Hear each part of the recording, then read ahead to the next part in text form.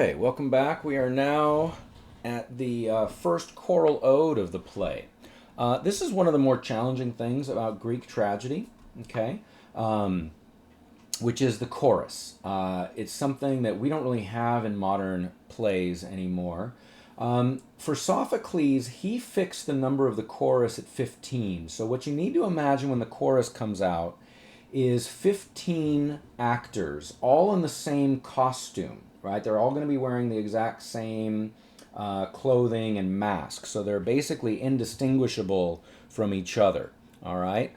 And for the most part, they sing things in unison, although there's some places in here where we'll see them sing to each other, where sometimes like half of them will sing one thing and another group will sing the other, or sometimes one person in the chorus will say one thing. To be honest, guys, the choral odes are very hard to read. They are often poetry that gives extended background. This opening choral ode tells us about the battle in which Polynices fought. Okay, it was a battle over Thebes. What I would do, guys, is read through this and just try to make sure you get some of the, the imagery. The gods are always really important in these odes, so they try to locate where the gods are and where man is with respect to the gods, excuse me.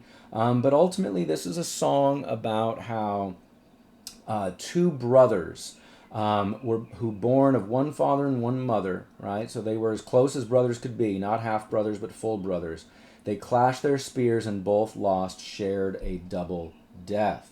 Okay, and now the chorus, after singing that short song, says to him, "But here is our leader, newly appointed by the fortune of war."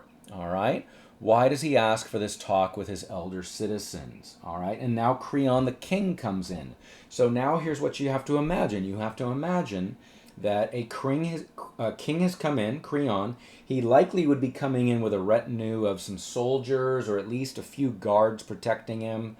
And he's coming in, and this chorus of a dozen or so members stays on stage to talk to Creon. So the chorus not only sings songs to the audience, giving us background, but it also talks to the characters, the other characters and actors in the play. All right?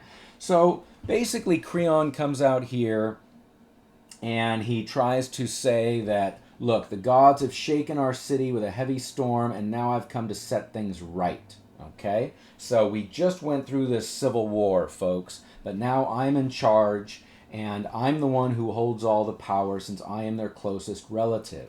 It would have been one of the sons of Oedipus, but now that they're dead, the kingdom and the kingship is mine. Okay? And now Creon goes on kind of an extended meditation on leadership and being a ruler. And he says that he says what a ruler should be like. He says a ruler should never set a friend or relative above his country, right? That you should put the country first. A ruler should always pursue the policies he judges best. Okay? So he's trying to say, like, this is what a good ruler should do. A ruler should be principled. A ruler should be fair. A ruler shouldn't show favoritism to his family, but should instead favor the country. Okay? And so he now gives an announcement about Oedipus's sons. And he says, Eteocles died defending the city, and so he will be a warrior and a patriot. He will get a tomb. But his brother Polynices, a fugitive from native land, right? That he came to burn this city to the ground, drink our blood, and lead us into slavery. I decree that he shall have no funeral in mourning. His corpse will be left unborn, unburied, and torn apart and eaten by dogs and birds. Traitors will never be preferred over law-abiding citizens. Okay, now this is kind of an example of the way that the victors get to write history, because this is really a rather unfair way of characterizing Polynices. You know, he was trying to reclaim the throne that was rightfully his, but Creon is now the one in charge, and Creon has said, "Look, one guy defended the city, one guy didn't. So that means one guy is a patriot and the other guy is a traitor. And here's what we do with traitors: we leave their bodies to be desecrated. And I know maybe some of you are thinking like, oh, that's not such a big deal. Like just leaving a body out. Like, who, what's the big deal? Leaving a body out in ancient Greece, even by our standards, guys, there's a reason why you never see dead bodies around. It's because it is a powerful cultural taboo. All civilizations have ways of disposing of the dead. And to deny someone a way of disposing of the dead, but instead just to allow a human corpse to be eaten and scavenged, is really like an ugly thing to do. I mean, there's a reason why we don't do that. And it's because it's considered a real offense to the dead. And all societies have some practices whereby they honor the dead. Okay? All right.